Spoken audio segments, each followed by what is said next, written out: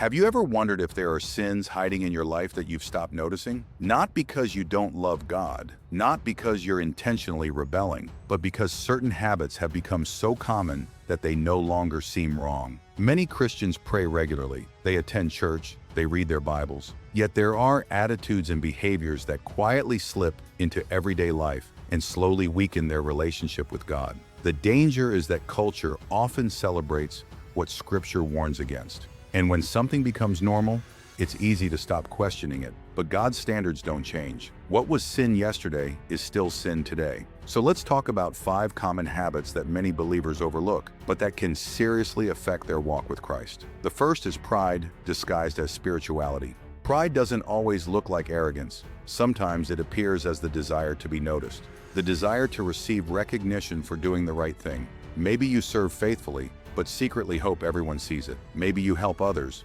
but feel disappointed when nobody acknowledges your efforts. Jesus taught that our obedience should come from a desire to honor God, not impress people.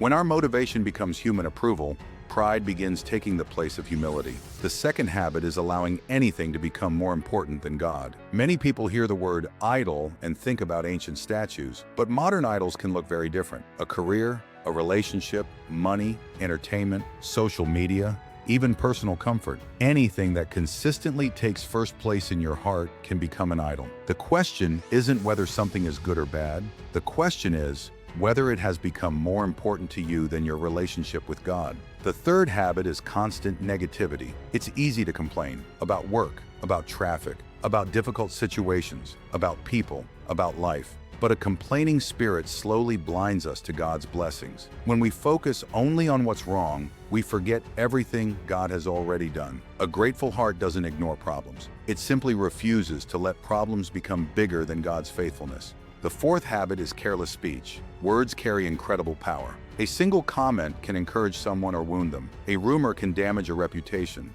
A careless conversation can spread hurt without us even realizing it. As followers of Christ, our words should reflect His character. Before speaking, ask yourself, does this honor God? Does it build others up? Does it reflect love and truth? If not, it may be better left unsaid. The fifth habit is holding on to unforgiveness. This one can be difficult because pain is real. Some wounds run deep. Some betrayals are hard to forget. But when bitterness takes root in our hearts, it affects far more than the person who hurt us. It affects us. Forgiveness doesn't excuse wrongdoing. It doesn't mean pretending nothing happened. It means trusting God with the hurt instead of carrying it forever. And while we're talking about hidden sins, there are others we should examine as well. Jealousy, lust, dishonesty, spiritual laziness.